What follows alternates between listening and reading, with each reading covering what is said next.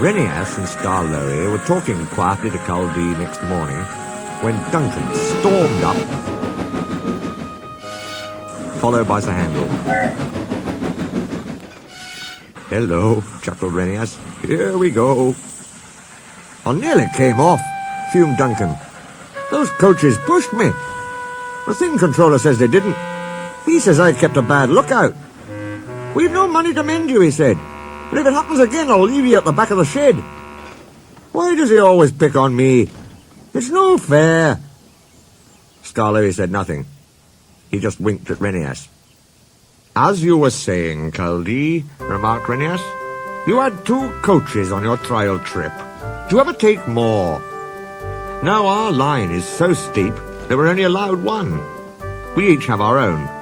Mine's called Catherine, I know her well. That's most important." "Why?" asked Sir Handel. "They're only coaches." "Ours," said Culdee, "are something more. You pull your coaches, and you can see ahead. We push ours up, so we can't see. They watch the line for us. The guard watches too, of course, but Catherine's so clever that I know at once if anything is wrong." "That must take a load off your mind," said Skarloey. Culdee smiled. "But not off my buffers. Climbing's hard work and needs a lot of steam. My farmer and I have a tiring time. Coming down," he went on, "it's different. Catherine and I just roll. We need no steam for that." Sir Handel sighed enviously.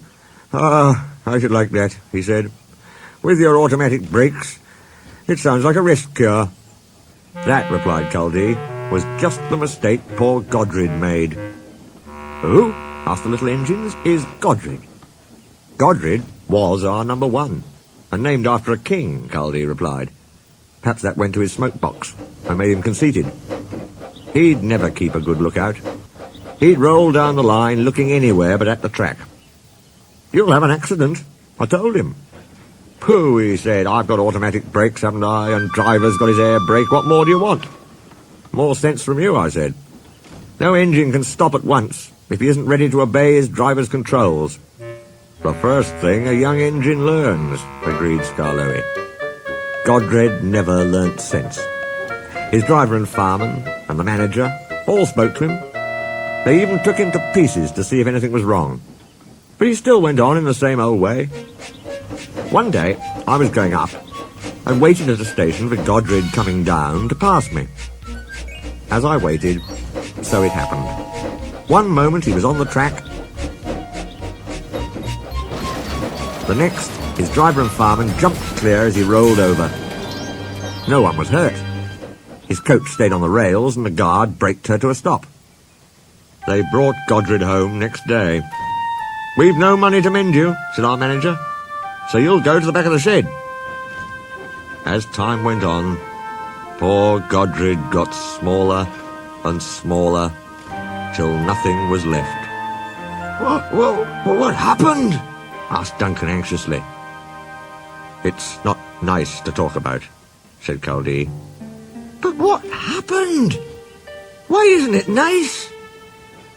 "Our drivers used Godred's parts to mend us," answered Culdee mournfully. Sir Handel and Duncan were unusually silent, long after Culdee had gone home. Neither Skarloey nor Renias ever mentioned that Culdee had made the story up.